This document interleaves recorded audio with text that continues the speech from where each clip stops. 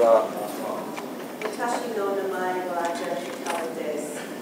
今日は皆様でお目にかかって嬉しいです。Good afternoon, ladies and gentlemen. My name is Jennifer Cullen, and I'm very pleased to be here this afternoon. I'd like to say arigatou gozaimasu to Professor Asada for the invitation to be here. My colleagues and I, Dr. Claire Townsend and Joe Priestley and Dr. Paul White, who will be with us later this afternoon, arrived in Japan on August the 20th, and we attended the Asada conference. We've had opportunity to meet with a number of groups across Japan, thanks to Professor Yoshimichi Okawaga from the Kanagawa Institute For us, we've enjoyed a very long-term relationship with Japan. SYNAPSE first met Professor Yoshimichi 9 years ago. And over those last 9 years, we've had the opportunity to visit each other in each other's countries, to meet with researchers, to meet with families, self-help groups, and particularly with people with an acquired brain injury or a higher brain dysfunction. And that information that we've been able to gather from both countries has allowed SYNAPSE to go back and take that knowledge and that research back into SYNAPSE and work how we can make our services for people with an acquired brain injury better. My first trip to Japan was last year, and I came with 2 other colleagues. And again, this trip, Japan has grown to become very fond of Japan. And I look forward to returning, and hopefully one day some of you may come to Australia and visit our country and see the services that we provide. The lecture this afternoon, I'm going to talk about very briefly our mission, further information about our relationship with the Japanese Traumatic Brain Injury Association, and then provide an overview of SYNAPSE's activities. We're on the cusp of a significant change in Australia in the way that we deliver social welfare and services to people with disabilities. In the 1970s, we had a new system come in, a health reform called Medicare, which provided very much a universal mechanism for free healthcare to all Australians. And that concept was based around the UK model. Since then, we've actually maintained that, and it's been an insurance model. And we're moving towards a very new system, which recently started on the 1st of July of this year, called Disability Care Australia. And throughout my lecture, I'll reference that topic, Disability Care Australia. One of the things that we're moving towards is around accommodation. And in 2007-2008, we opened our first Cognitive Behavioural Rehabilitation Unit. And I'll talk to you about that and the models of support. And as Professor said, we base our cognitive behaviour therapy and our positive behaviour services around person-centred approach and least restrictive alternatives. So I'm going to actually hopefully, I will give you some practical examples of how we work with people with complex disabilities. One of the things that non-government organisations in Australia haven't been very good at is actually bringing research into the day-to-day service delivery. So we provide services to people with complex disabilities. But the big question in Australia is, how do we know that the intervention that we're actually applying to people with disabilities is making a difference? So we're starting to look at things around what's the efficacy of that intervention, what is the effectiveness of that, and how efficient are we in working with people to increase their cognitive capacity, their physical functioning, that is actually a cost-effective measure. So I want to spend a little bit of time talking about that. I want to talk to you about how SYNAPSE is moving towards a future model around research and development. And then at the end I'm going to talk about the current quality service measurements that we use for the periodic service review. As I said, SYNAPSE is dedicated to improving the lives of people with an acquired brain injury and or people who present with complex and challenging behaviours. Just a little bit of history about SYNAPSE. We commenced operation in 1984, and certainly over the last week when we've been meeting with a number of self-help groups, a very similar beginning. And that was a number of families came together and were concerned, what will happen when I die? Who is going to actually care for my adult son or daughter or husband or wife who has a disability? So over the years from 1984, we developed under the Australian law into a corporation. And then over the last 9 years, we've evolved into specialising for people with cognitive impairment. And this is people who are at risk of entering into criminal justice, people who, because of how their behaviour presents, often has them at risk of not being able to socially participate in the community, and has often left them extremely isolated. One of the other things that we can see as an outcome if behaviour is not managed well is the breakdown in family relations. Often parents are exhausted from caring, or their husband or wife are exhausted, and often have to make some significant decisions about whether they can continue to care in the home. So one of the functions of SYNAPSE also is to, and our byline is reconnecting lives. How do we reconnect people who present with complex behaviours and maintain that family unit and keep families strong so that they can continue in providing the support to people so they're not at risk of entering into either a criminal justice situation such as prison or entering into long-term accommodation such as nursing homes or hostels.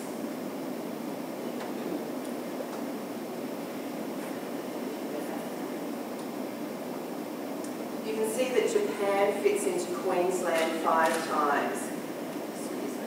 We're based down here in Brisbane, and we operate all the way through here. See right at the very tip those 2 red dots? Oops. Thank you. So we're based around here, and we travel all up through here. I'll talk to you shortly about one of our accommodation services in Cairns up here, but we work right up here in the ocean. Well, not in the ocean, but on the islands. That's known as the Torres Strait, and it's approximately 100 small islands there. And we'll be doing a joint project in October, which I'll speak about. But when you're on these furthest islands that are actually off the map, we're actually closer to Papua New Guinea than we are to the mainland. So for one of the issues that we have at SYNAPSE is around the tyranny of distance and getting our staff. The cost of delivery for service here is much cheaper than up here. Our colleague who you will meet this evening at dinner is a psychiatrist, and he works from this area up, which is all of Japan fitted in there. One of the issues that we have is in relation to staff.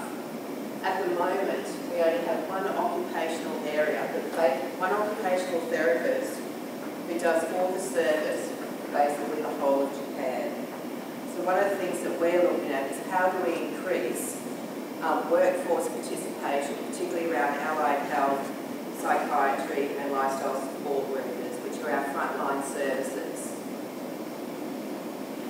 So SYNAPSE is getting very good at hopping in tiny boats to go and deliver services and aeroplanes. Okay, I just want to talk about, we'll be talking about our SYNAPSE accommodation, our research and development department, training and assessment and community response service. But just to give you some context of how we're actually funded. At the moment, all NGOs are funded through the government, and you have to meet certain compliance standards in order to be approved as a service provider for people with disabilities.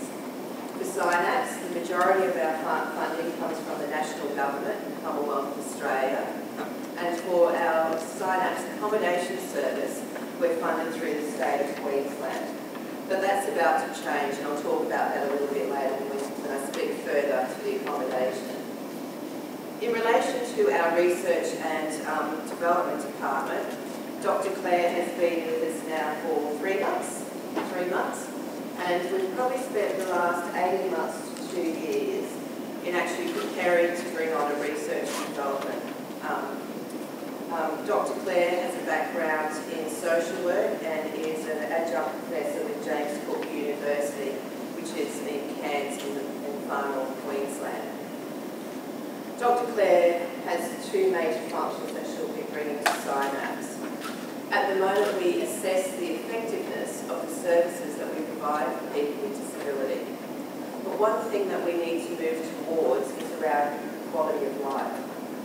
How does SYNAPSE know that the interventions that we actually apply to a person that has complex behaviours is actually making a difference? So I'll talk about that a little bit later. Okay. Next slide, please. Just very briefly, I want to talk about some issues and statistics. In Australia, 1.6 million people are affected by acquired brain injury. And we know that according to the World Health Organisation, by 2020, traumatic brain injury will become a leading cause of disability, with an estimated 10 million people affected.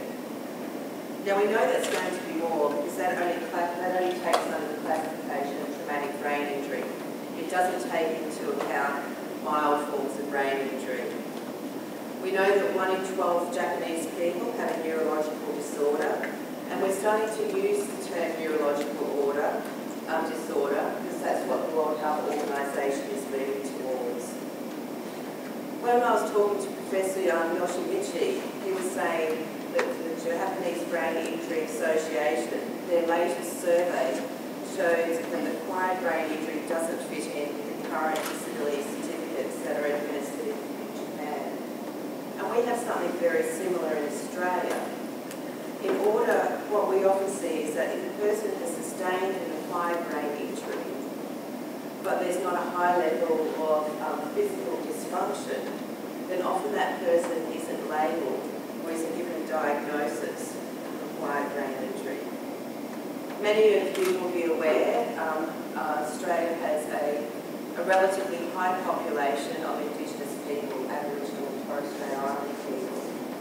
And we know that for Indigenous Australians, the rate of disability is 4 times higher than non-Indigenous Australians. Another element that Dr. Claire will be focusing on in her research department is looking at the prevalence and incidence of acquired brain injury in that particular population. So while I said earlier 1.6 million Australians are affected by ABI, that's actually an underrepresentation of what we believe the data actually looks like. Over the last week, we've met with clinicians, we've met with allied health professionals and families. Very similar situation that Japan has to Australia. Once a person who sustains an acquired brain injury and is discharged from acute care, then into a neuro rehab facility, out into the community, there's not enough service providers or non-government organisations who actually have the capacity or the skill set to manage people who exhibit complex and challenging behaviours. While I said we primarily focus on acquired brain injury, sorry, I'm not loud enough. I'm tall. Now we'll see. Is that better? My apologies. One of the things very similar to Japan is that when people return home after an injury, often the non-government service providers don't have the workforce available to provide the services, and we actually don't have many clinical psychologists or allied health professionals who are trained, particularly in cognitive behavioural therapy or neurobehavioural rehabilitation. And that's something that Australia needs to get better at. At the beginning where I showed you that map, where we only have one allied health professional in OT to actually undertake assessments, in far north Queensland we don't have any clinical psychologists. So if you like hot weather and you like crocodiles, there's always a job in far north Queensland for you. Next. As I said, last year SYNAPSE came to Japan, and we were very privileged and honoured to meet with the Sendai self-help group on the actual anniversary of the Great Eastern Earthquake. And that was an opportunity to pay respects to Japan. It was also an opportunity to meet with families who, as a result of the Great Eastern Earthquake, had sustained either a traumatic brain injury, and not just adults but children. And then when we came back from Japan, we too had experienced our own natural disasters. We have a number of accommodation services, and when we had the great floods in southeast Queensland, one of the lessons that we learned very quickly around disaster management for people with disabilities is how do you actually prepare people to be ready for a disaster, particularly if there's no insight, particularly if people have difficulty in following instructions on how to evacuate. So one of the things that we've started developing since our disasters is how do we actually work with people with disabilities to be prepared in the event of disasters. And we've had an opportunity to exchange information, particularly with the group from Sendai and again with Professor Yoshi, about how we can work with people around that disaster preparedness. The next slide just shows you of another visit that we had in Japan. Next slide. In Australia and at SYNAPSE, we say that acquired brain injury is often the invisible disability. It's so much easier to see a disability if someone's in a wheelchair, but often if a person has cognitive impairment, it's hard to see that. What we hear through our community response service is families will ring up and they might say to us, my husband is lazy, he forgets to put out the garbage. My children, they're in trouble at school because they can't concentrate, so they end up getting detention.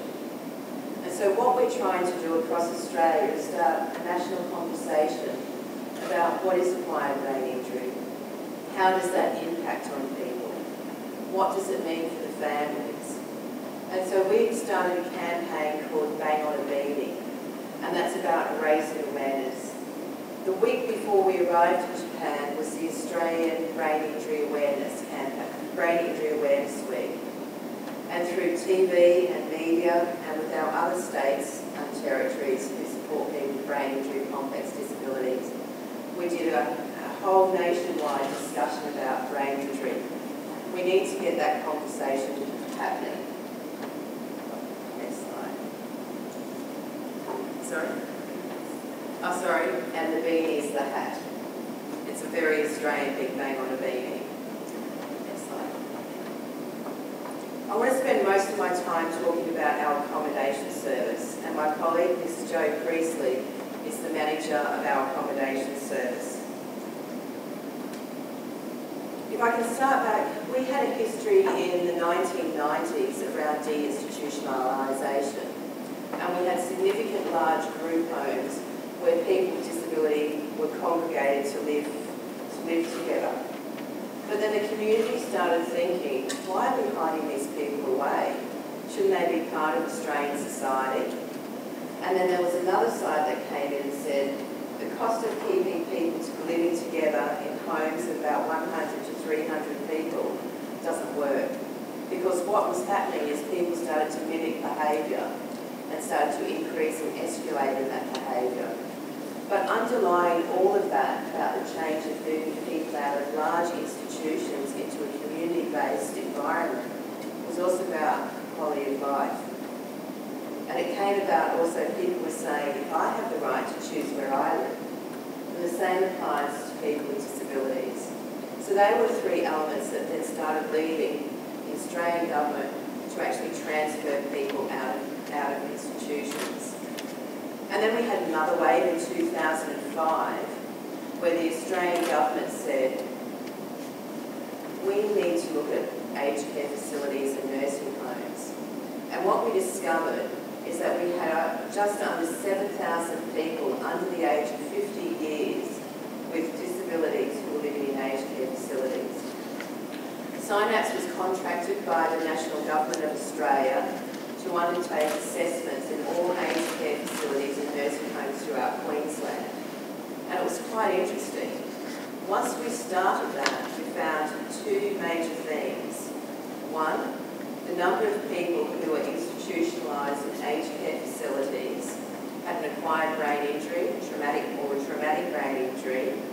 And the second was Aboriginal and Torres Strait Islander people were twice more likely to be institutionalised than non-Indigenous Queenslanders. So then, I guess that was also an impetus for SYNAPSE to start looking at. It's all very good and well for us to conduct assessments on behalf of the Queensland Government, and that was to determine the level of care, the current functioning capacity of that individual, how many hours of support would be required, and what would the cost of care be.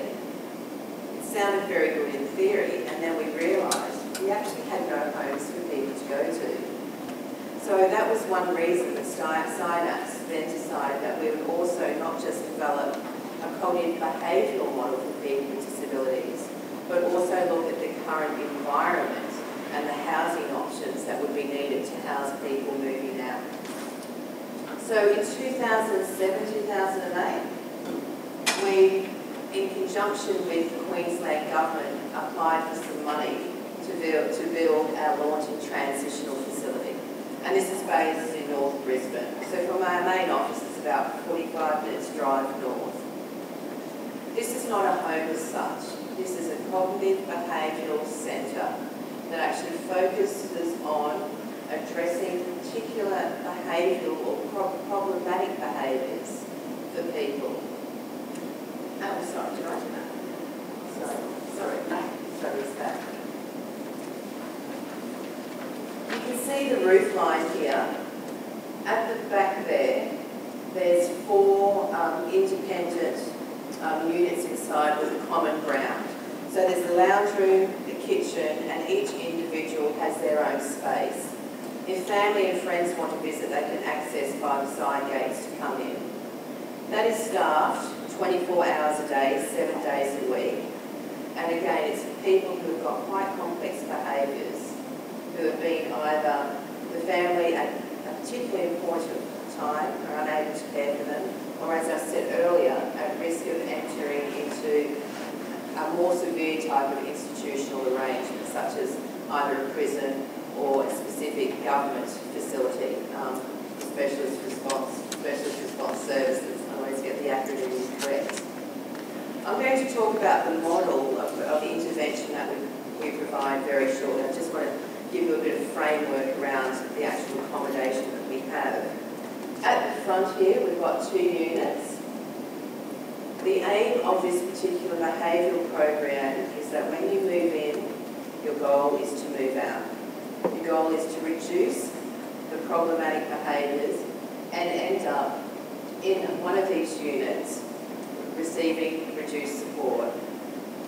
We've got, at the moment, the individuals who live there, if they require, they can come into the main door and ask for support. The object is to get from there to there, or from the back units of 24/7 care out into other accommodation. Later, when I show you an example of one young fellow who's 26, who moved straight from the back, straight out into his own home.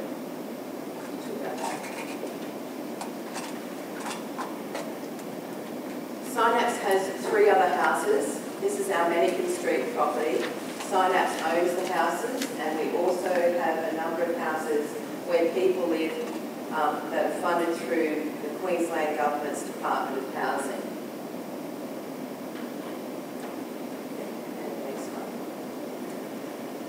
I just want to, I guess before I talk about the behaviour model, talk about, well, how does a person with a disability end up in a SYNAPSE house? What's the actual step? So currently with the Queensland Government, if you have a diagnosis of a disability and you require support, probably about 18 months, 2 years ago, they introduced a new assessment, and it's based on a Canadian tool, and it's the Inventory for Client and Agency Planning.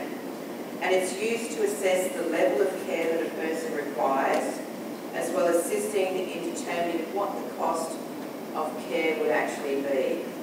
It's a Canadian tool, and it it's used across all cohorts within Queensland.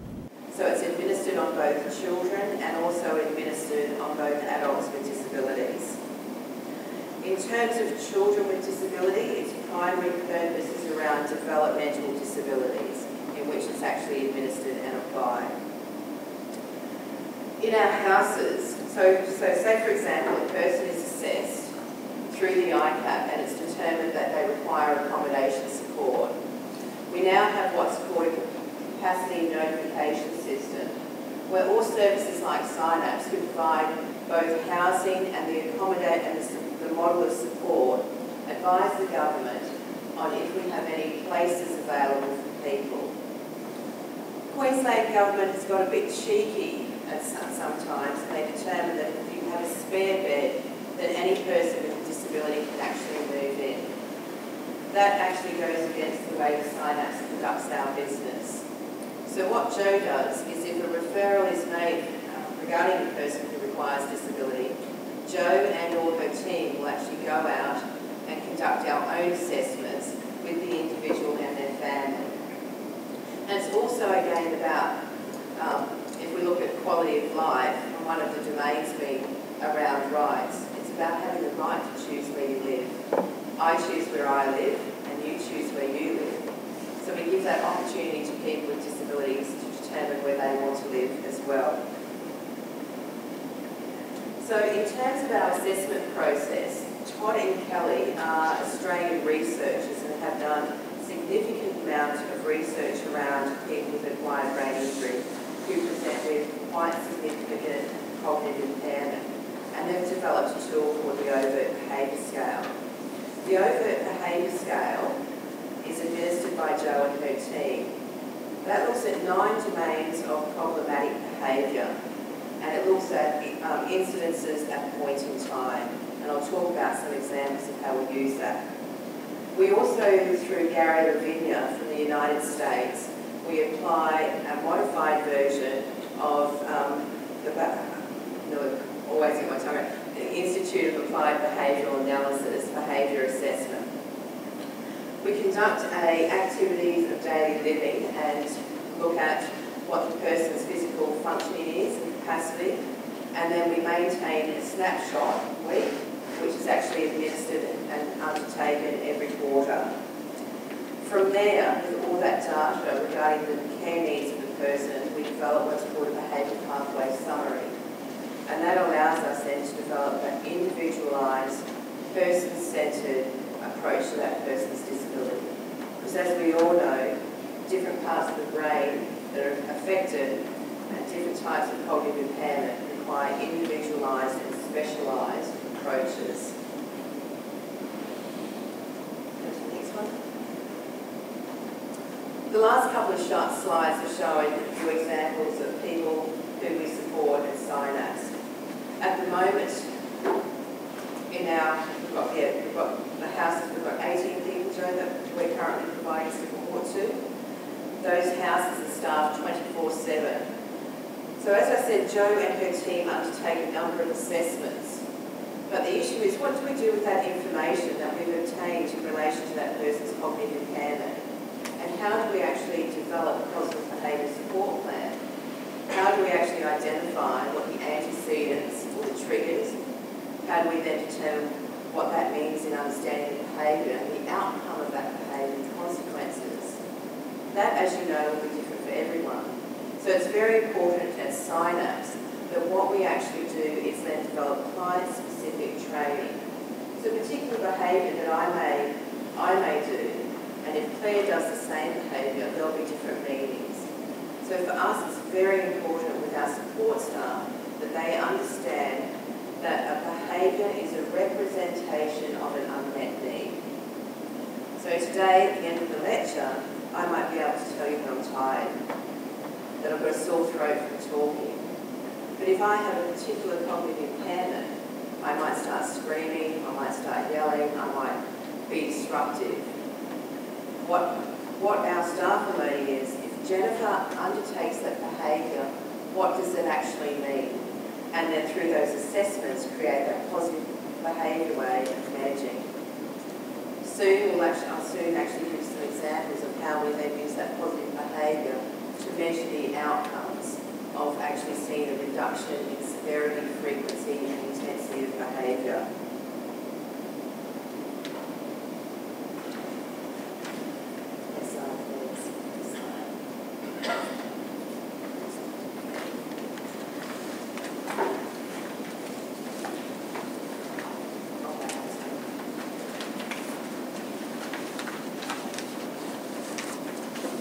I just want to do a brief recap about our accommodation before I talk about some of the other services that we provide.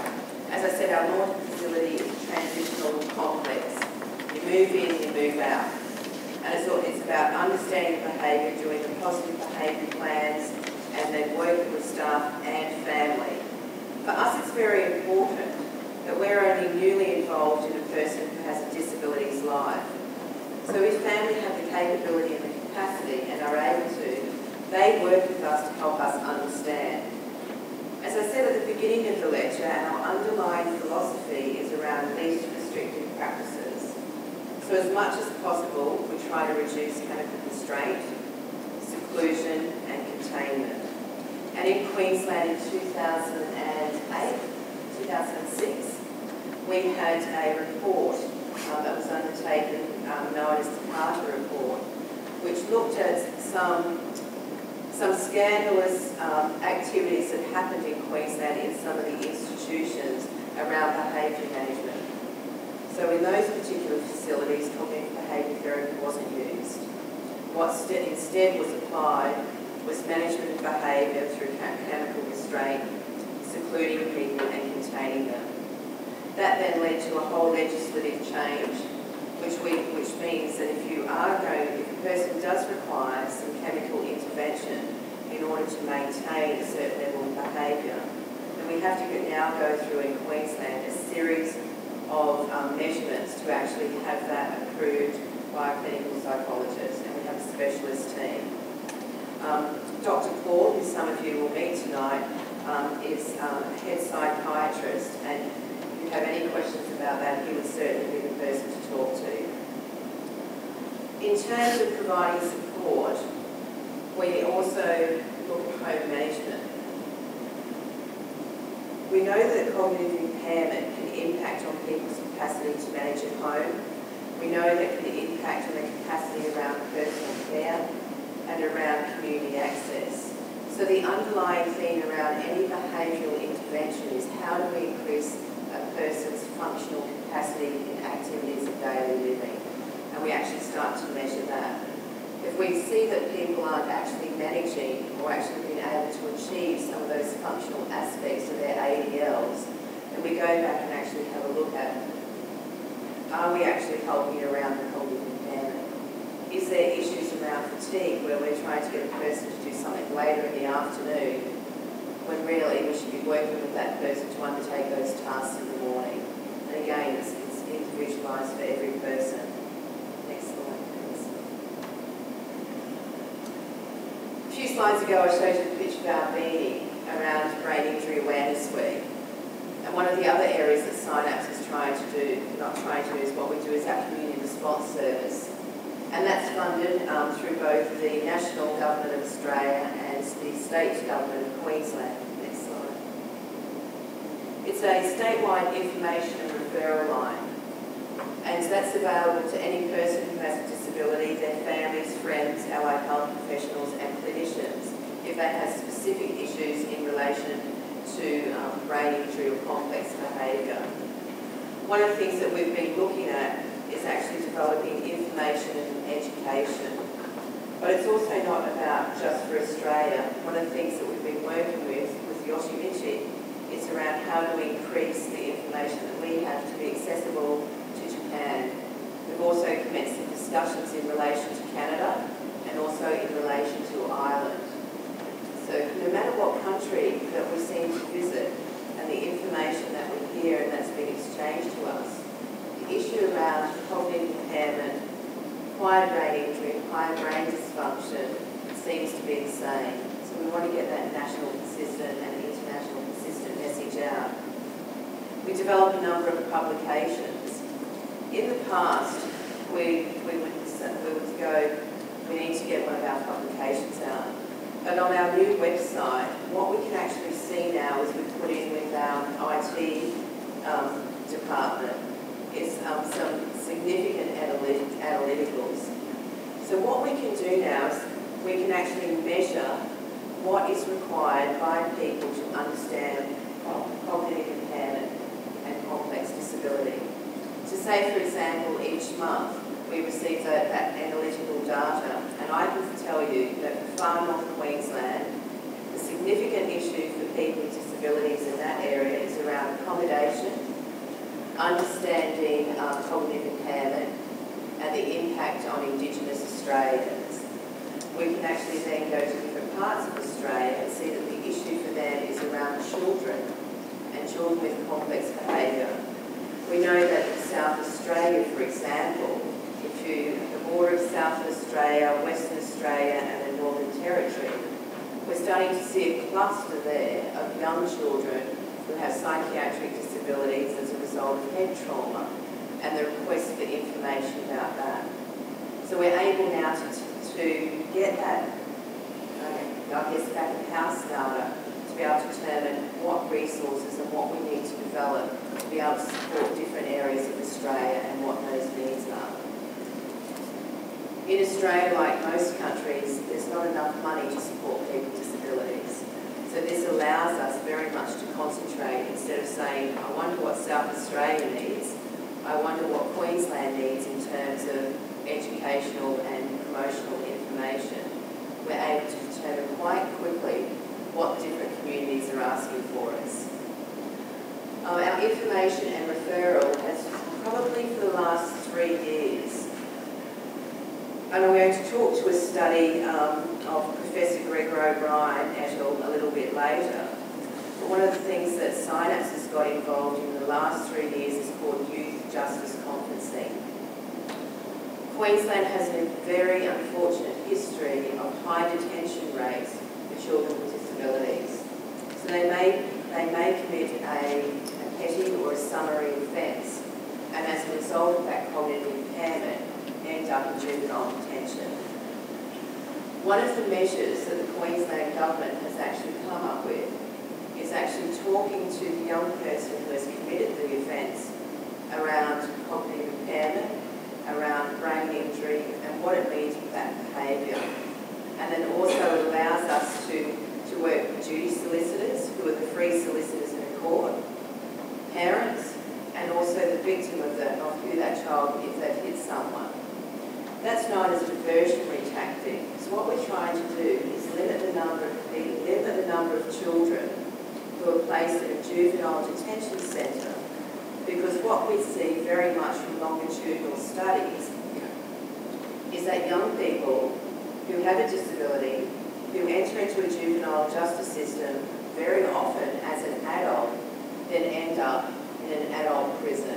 And there's significant international data, and within Queensland and Australian data, we know that there's about 65 to 75% of people in adult prisons who have cognitive impairment.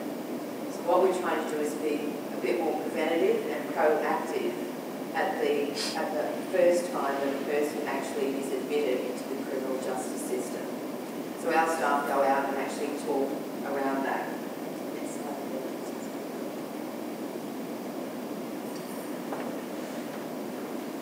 If you have a look on our website, we produced over 100 fact sheets.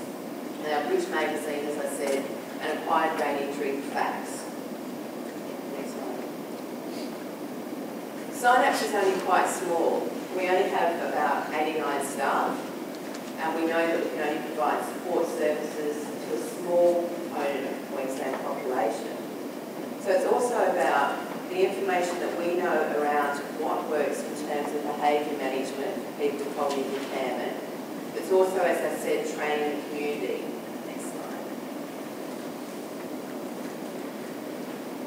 This lists a number of the training programs that we have, and they've been applied to different contexts in Queensland. As I said, I gave an example around juvenile justice. Let's take a step back and look at young ones who are at risk of either neglect or because of their behaviour end up in the child safety system. So recently we have spent significant time working with child safety officers around how you might identify or screen for a child who may have a disability.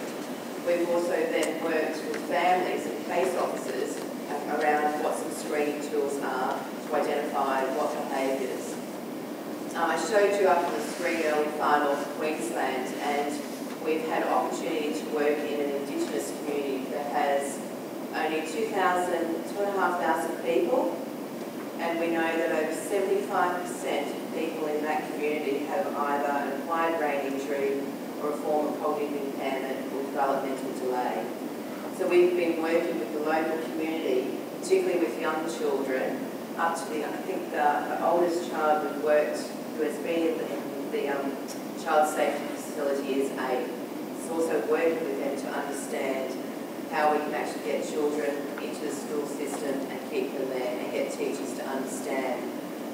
Because the research shows, and from our own experience, that if we don't have children who are going to school because their behaviour is deemed as problematic, then they're at risk of not getting their education.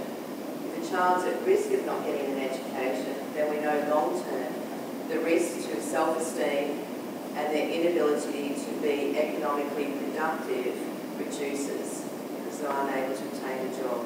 So there's some strategies that we're wrapping around getting communities to understand the impact of cognitive impairment on children.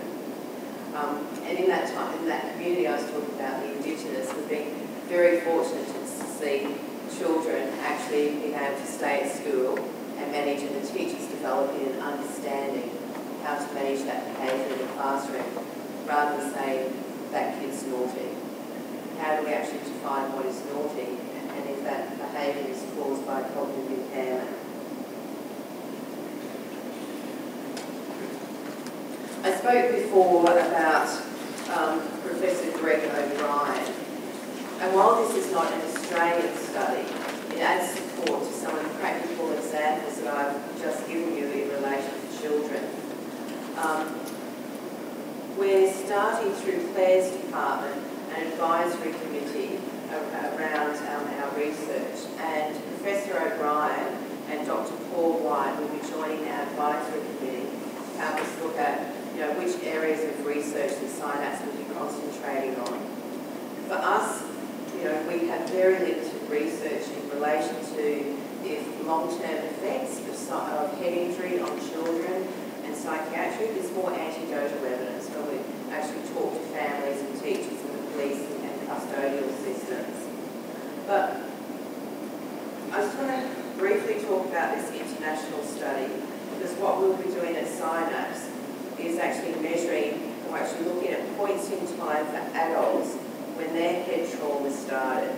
And this adds weight to why SYNAPSE will be looking at when a head injury first happened. Thanks, Claire. So we know that recent changes in clinical practice in severe head injury, we know that there's an increased survival rate. We know that it's improved physical outcome and improved intellectual outcome and psychiatric outcome. But the consequences of child head injury obviously is direct on the child, but also indirectly obviously, through siblings and through parents. But we also need to look at other causal factors such as the premorbid for the child and the families, and look at how that can be applied, has been applied through adult studies. We know that trauma leads to brain damage and cognitive deficits, which are either specific or general. We know that it's a high percentage of children who end up with head trauma end up with epilepsy and other physical changes. It interacts with parental reactions. There's a sense of grief and loss. And we see that through our community response service, when we'll have parents and family to ring up and say, I had so many dreams for my child. I wonder what they are. And we had very sobering time when we went on a lecture through the ASAGA conference, and we listened to a mother talk about the impact of her son having an acquired brain injury, and she spoke to us very clearly how she felt that her son had lost his dreams, and then how she had to manage the reactions of siblings. And the same is what we actually see in Australia. We also look at how society views the issues around children with head trauma. In the adult studies, when we actually look at head trauma around psychiatric, we know too that there's significant issues around disinhibition. Jo can speak better about this than I can, but what we see particularly for young men who obtain their brain injury around that prepubescent age when they're just starting to develop, the disinhibition often comes around the interactions between males and females. And if it's misunderstood, then often what we see is young males over the age of 18 who actually are labelled as being probably potential sex offenders.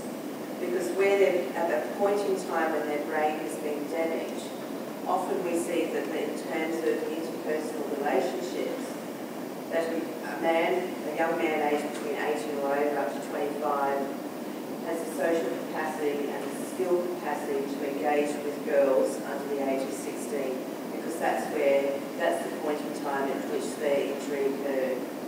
So we do a lot of work around how do we actually manage and how do we model, particularly for young men, how to have appropriate and age-appropriate and societal conversations at that appropriate level. We often see too comorbidity around mental illness. I'm not sure how it is in Japan, but certainly when I've been speaking to Professor Yoshi, he says that it seems to be similar in Australia. You can have an acquired brain injury that's comorbid with psychiatric mental illness. In Queensland, if you have an ABI, then you belong over here with the Government Department of Disability Services. If you have a mental health condition that's comorbid with your ABI, then the government says that you sit over here in health. And often the two departments don't talk. And so if there's a reactionary process required, or if there's an acute episode, what we often see is the person with disability being bounced across from the departments to departments. Health will say it's a disability issue, and disability will say that it's actually a health issue. And certainly what we also see is around increases in depressive illnesses. Thank you, Claire. I'm very mindful of the time, and I realise I have a significant number of slides to go, so I'll try and increase my pace.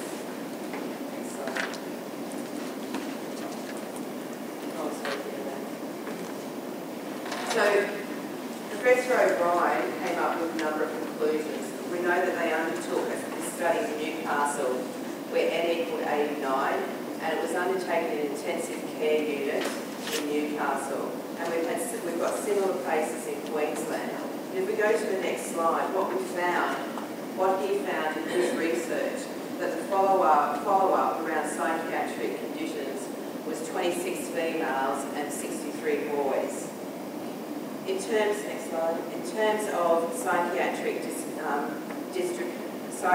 diagnosis, this is the one which I'm saying, is that in terms of emotional disorders, that was particularly in relation to anxiety, followed by depression and conduct disorders, and that's around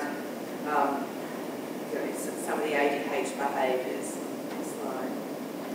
What you can actually see here is that there's heightened emotional impact from children who obtained their brain injury earlier. And the next two slides in particular, so overall, the important point is at the age in which an injury occurs determines how a person responds.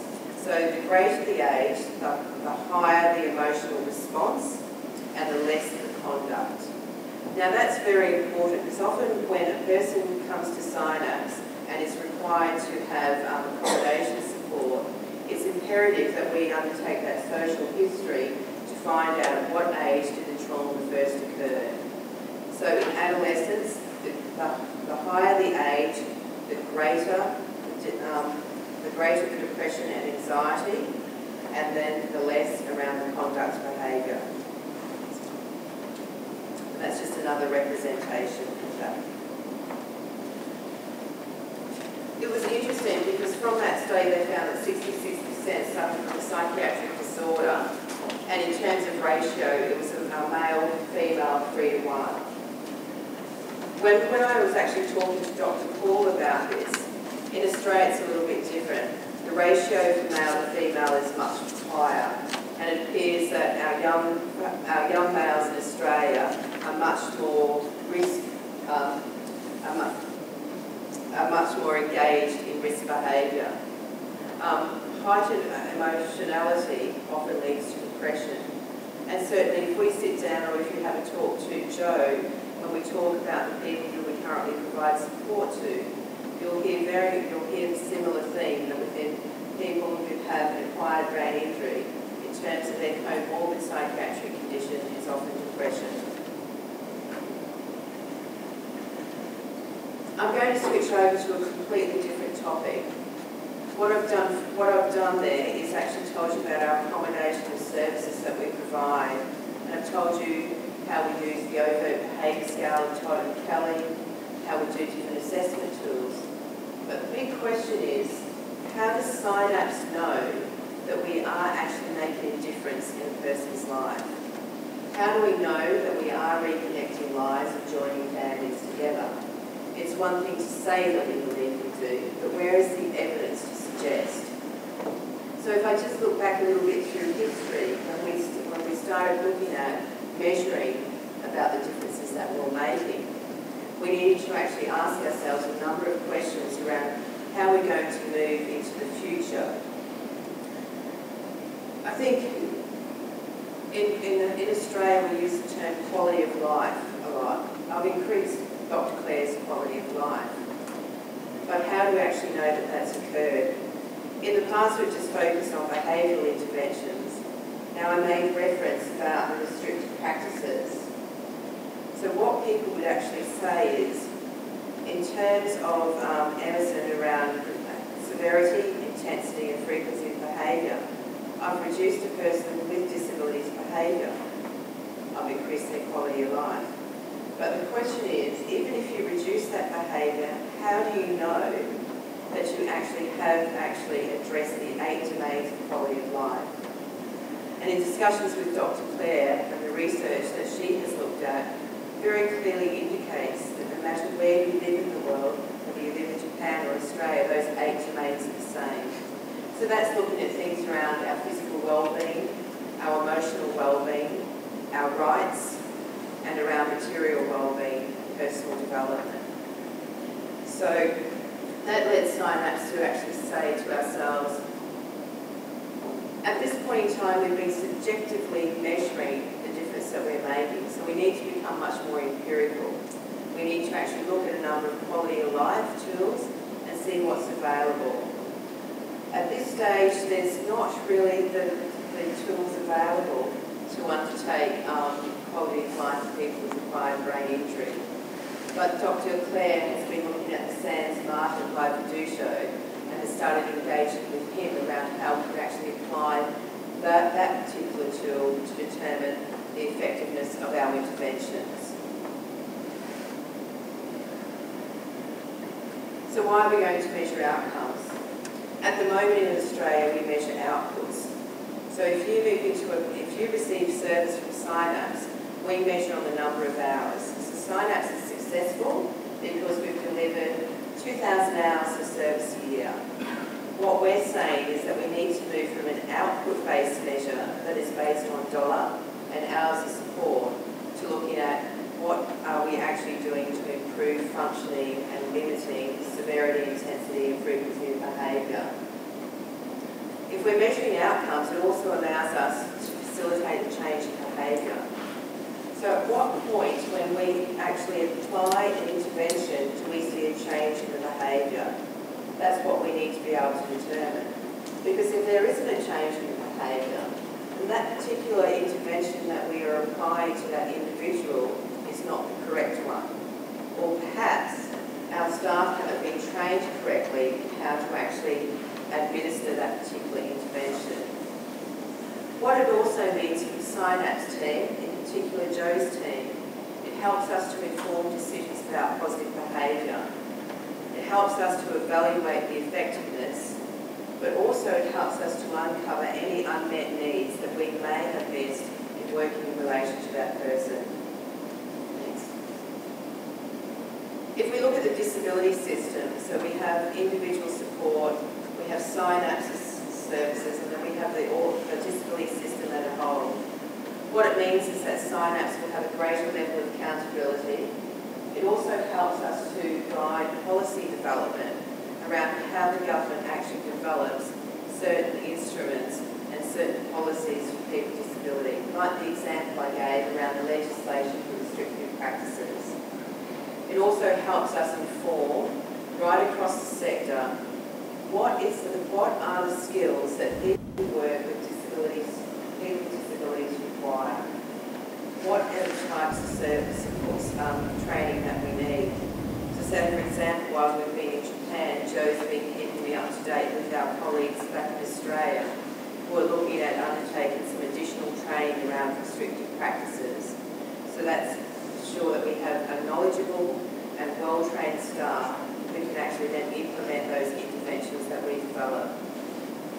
It also builds a greater relationship with both the community. If we continue to lock up people who have disabilities, then we're not actually building the capability within the community about how to manage. Because it's not just about SYNAPSE and our worker, it's about how does that person at the local post office deal with and manage that person who has an acquired brain injury who may present with some behaviours. Next, please.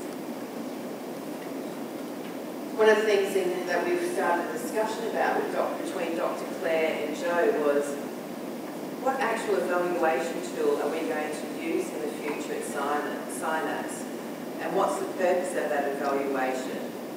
And for us it was looking at what do we need to know to ensure that we understand people with disabilities and how can we reduce behaviours. For us it was also, we asked ourselves the following questions. How much of our time and budget can we actually put towards this? And how do we actually need to develop a system that's cost effective?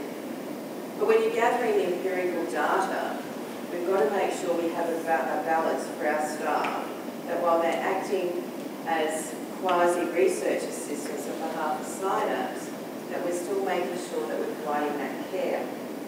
So we want to be able to administer a tool that provides us with the data, but then make sure that we don't turn the people that we provide our support to into actual subjects.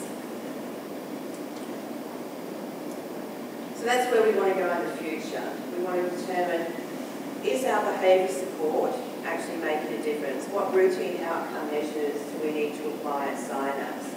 And we're hoping that by the end of the year, that we'll have a conceptual framework about those.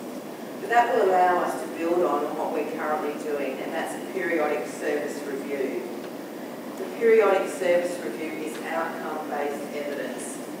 And in 2012, in June, we actually rolled out periodic service review.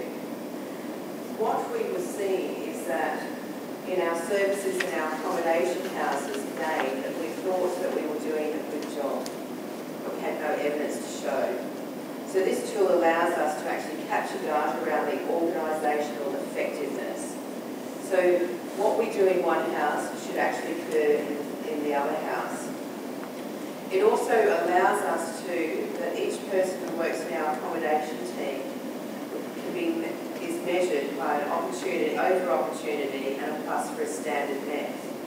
So for Jo, it allows her to see what her staff are doing in terms of, so everybody in this house got a positive behaviour support. Where are we up to with everyone's behaviour pathway summaries?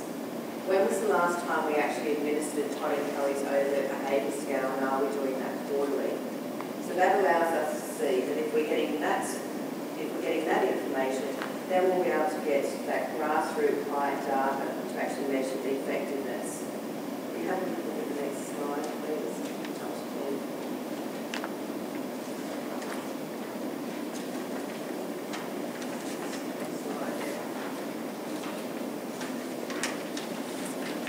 In terms of using the periodic service review, it allows performance modelling, monitoring, as I said, and it allows us, with our staff, to see that what we're doing intended is actually carried out to the desired outcomes. So it also means for Jo that that the staff actually look at her periodic and see that the management activities that she is doing is being undertaken. So if we have a look, as I said earlier, so we've got the organisational, how good is SYNAPSE? Are we getting all our structures in place to be able to then apply an overt behaviour scale to an individual? From that overt behaviour scale, then we can determine, does SYNAPSE staff actually need training around a particular behavioural intervention? Or is it that the behaviour intervention that we're doing is incorrect? Now this is data from an individual who has been with SYNAPSE for 4 years? 4 years. This young gentleman is now 26 years old and he has autism. And I can remember a very long time ago when the government came to SYNAPSE and said to us, don't touch him. He's difficult, he's complex, he requires significant amount of intervention, and because of his behaviours, we're looking at family breakdown. Very first line of accommodation I showed you around that launching transition, this young gentleman moved into the back. Jo and her team worked significantly hard with the family to understand what this young gentleman's triggers were for his behaviour and what the outcomes were. When he lived in the community, he had a significant number of support around him and a significant cost to the Queensland government. We knew, in conjunction with his family, that what was limiting this fellow from having an active social participatory life was his behaviour. Society didn't understand who he was. We didn't understand what he actually meant when he was actually exhibiting behaviour. What was his unmet need?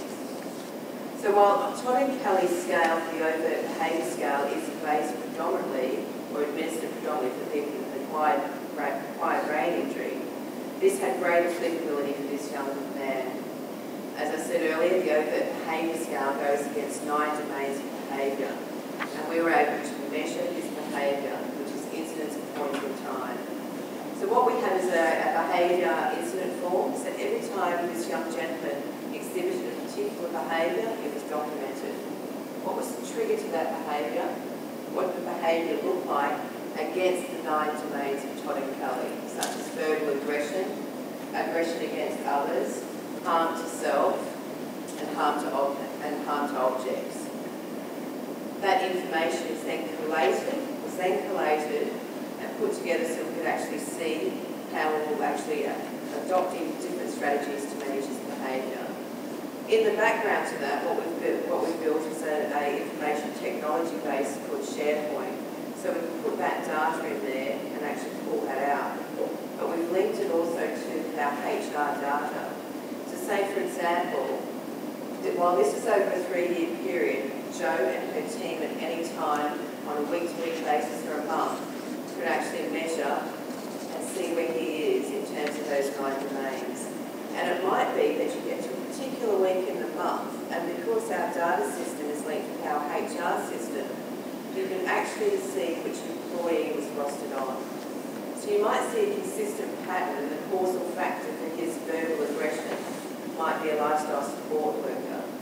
So then for Jo and her team, when they analyse that, there'll be, again, does this support worker have an understanding of the particular positive behaviour support plan and the behavioural intervention for this gentleman? Or is it because the actual administration or the actual intervention hasn't been designed correctly for him? So we're now able to get down, I guess, to some meta-analysis of what may be some of those extraneous factors that are contributing to either the ineffective response to a behaviour program or what is actually working. So if we have a look here, the blue line shows that for this gentleman over a 3-year period, for him, his major problematic behaviour was around verbal aggression. And what you can see is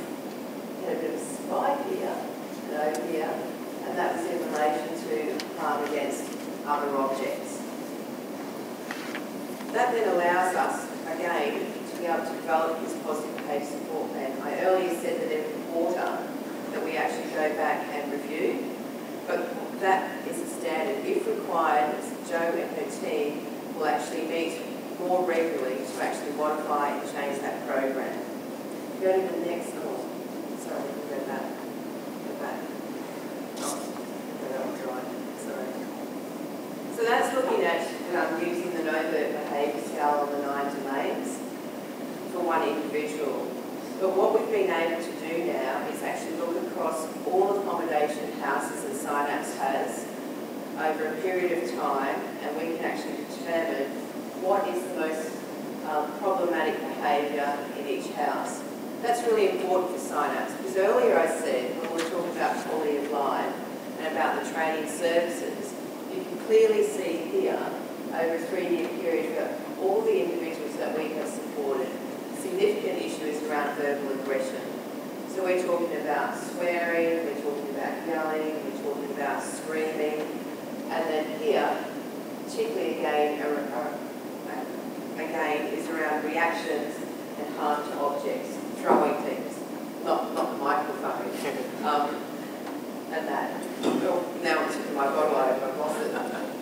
So for us then, it allows Jo and her team to go back to our HR department and say, what we're seeing for people with cognitive impairment who are coming to SYNAPSE is the most problematic behaviour is verbal aggression and harm against objects.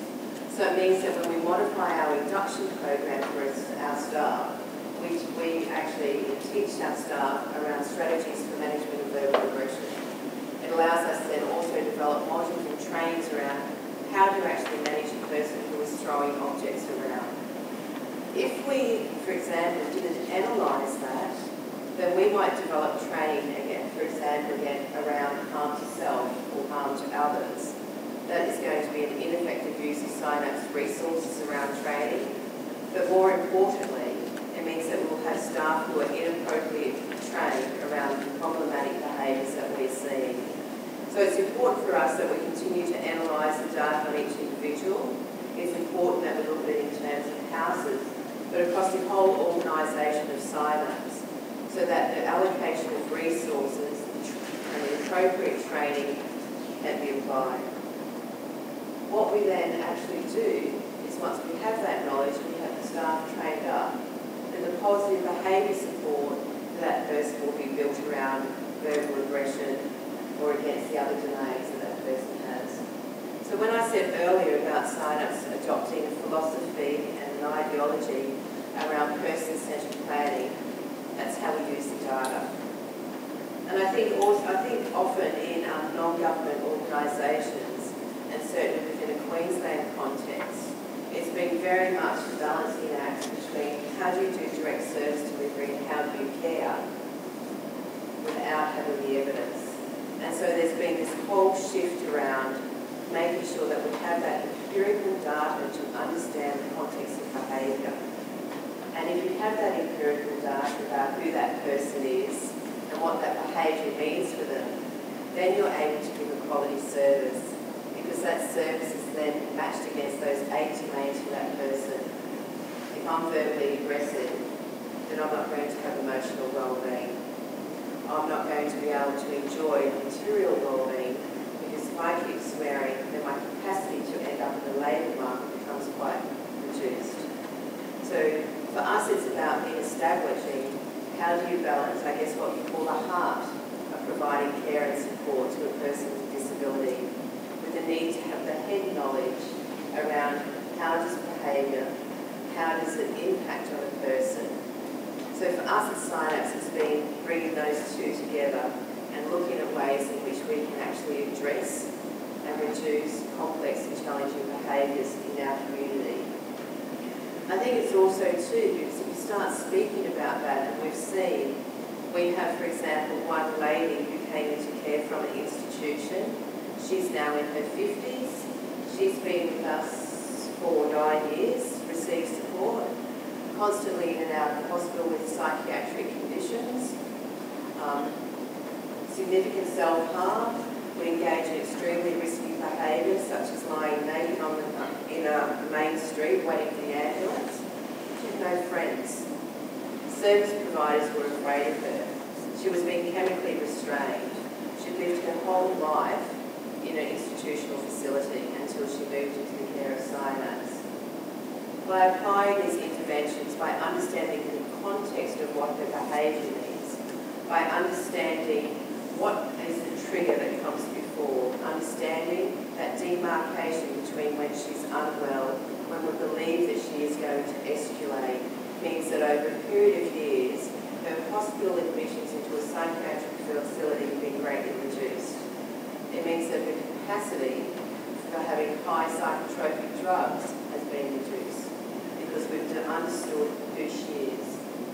But more than that too, I think it's about understanding that even if you do have a cognitive impairment and insight may be reduced, people still have the capacity to develop an understanding of who they are and how that behaviour presents. So it's about also self-modulating and working with that person who has a psychiatric disability to understand what the behaviour means, or understand when I get like this, it means I'm not unwell, and being able to seek the staff out. Unless SYNAPSE has the data to understand the framework in which her behaviour operates, then she wouldn't be able to live in the community today. She's actually another measure of success, and I can't wait for Dr. Claire to actually bring this into SYNAPSE, is measuring the number of relationships. While we are a non-government organisation, our staff are paid. They're not friends. So again, looking at why we're going to measure the effectiveness of our intervention, if we look at the quality of life, we know that one of the most important, or the equally important, measures is around that interpersonal relationships. And looking at that example of that 52-year-old woman that I gave, she now goes out and about on her own. She's actively involved in a local church. She's actually has her own friends. In terms of going back home from church, someone from the community actually takes her back. SYNAPSE does not support her in that activity. So by understanding behaviour, by putting in the appropriate intervention, understanding is an acute episode, doing a different intervention, how are our staff trained to understand now means that we have seen an increase in her quality of life. To see the way that Dr. Claire will be able to bring those measurements to add validity to the comments that I'm saying here today, that we're good. And it'll be good to come back next year and say, here's the actual example of how we've applied those 8 domains of quality of life to this particular woman. We go to the next slide, please. So, what I've hoped that I've been able to share with you today is some of the work SYNAPSE has been undertaking. And we've moved very much towards going into an accommodation model, and that was based on the history of deinstitutionalisation in Australia, and some very horrible things have happened in Australia, in Queensland, in terms of the treatment that was applied to people with disabilities. Also came about around the reforms of our national government saying that younger persons under the age of 50 should not live in aged care facilities. When the realisation was, oh my goodness, we actually have no homes for people to go to. So then we actually had to look at how we establish that bricks and mortar, and then how do we actually develop appropriate accommodation. I did fail to mention that we have received from the National Government of Australia $4.6 million to build Australia's first cognitive behaviour rehabilitation centre in Cairns for Indigenous Australians with complex behaviours.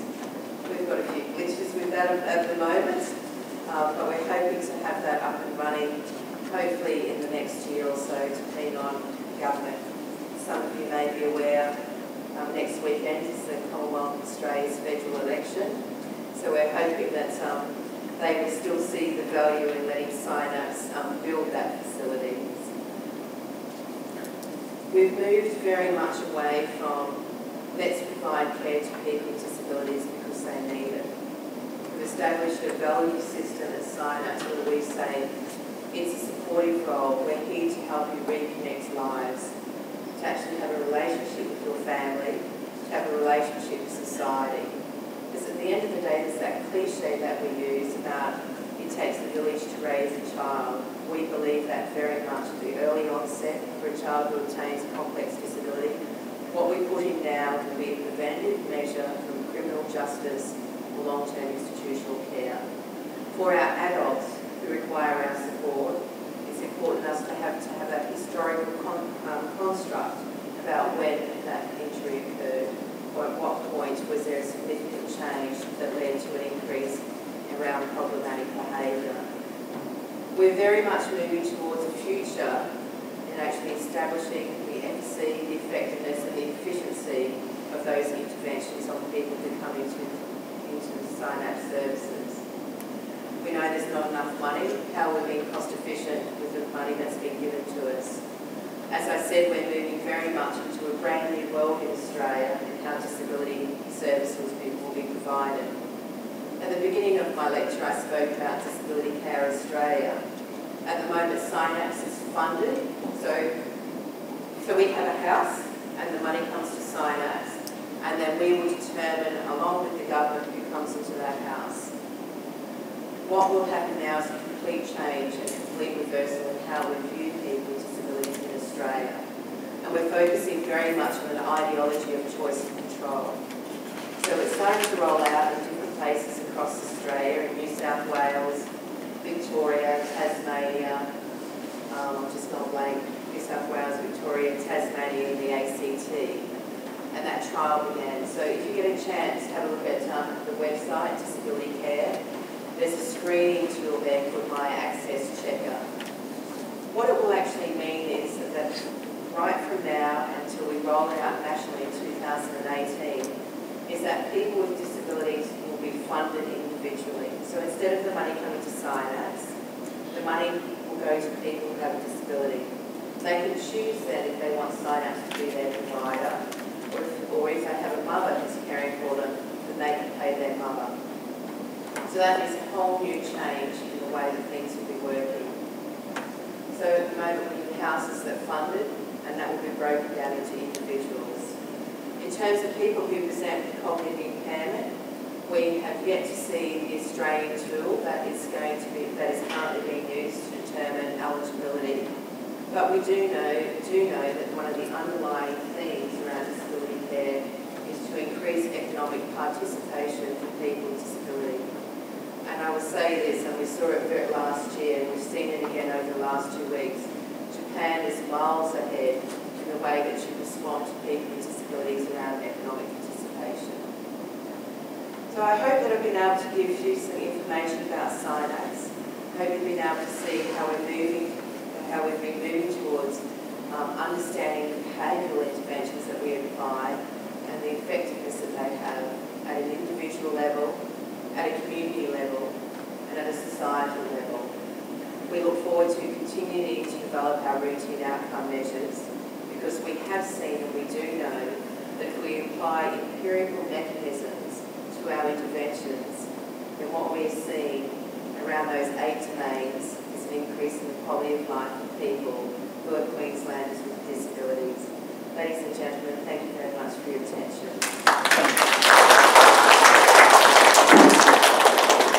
And my apologies for going late.